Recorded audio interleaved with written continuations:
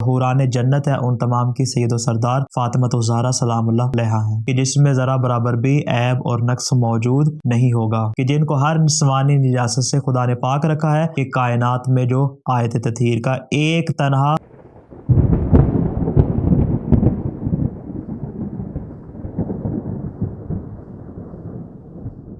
بسم اللہ الرحمن الرحیم۔ بی بی کی اسماء ملکوتی میں سے ایک اسم العذراء ہے، یعنی بی بی کو عذراء کہا جاتا ہے، اور آپ کو یہ نام اس لیے دیا گیا اس لیے کہ آپ ہمیشہ سے باقرہ اور دوشیزہ تھیں، اور یہ بات روایات سے ثابت ہوتی ہے کہ آپ کا نقطہ آب بہشتی غذا اور آسمانی ارمغان جوہر سے تخلیق شدہ تھا۔ اور بہرحال رسول کرام اسلام نے اپنی حدیث مبارکہ میں ارشاد فرمایا کہ فاطمہ انسانی شکل میں حور ہے، اور فقط آپ نے حور قرار نہیں دیا بلکہ آپ نے کہا کہ جتنی بھی حوران جنت ہے ان تمام کی سید و سردار فاطمہ الزہرا سلام اللہ علیہا ہیں۔ اور وہ کیسی حوریں ہیں کہ جن کے متعلق خداوند متعال نے قرآن مجید میں اس انداز سے بیان فرمایا کہ ہم نے حوروں کو ایک مخصوص انداز تخلیق پر پیدا کیا اور پھر ہم نے ان کو باقرہ بنایا۔ تفسیر مجمع البیان میں ہے کہ جب حوران جنت سے ان کے شوہر مقاربت کریں گے تو وہ ہمیشہ باقرہ رہیں گی، ان کی بکارت کبھی زائل نہیں ہوگی۔ اور جب امام صادق علیہ السلام سے پوچھا گیا کہ مولا یہ کیسے ممکن ہے کہ ان کے شوہر ان سے مقاربت کرے اور ان کی بکارت باقی رہے، امام نے کہا اس لیے کہ خدا نے ایک خاص قسم کے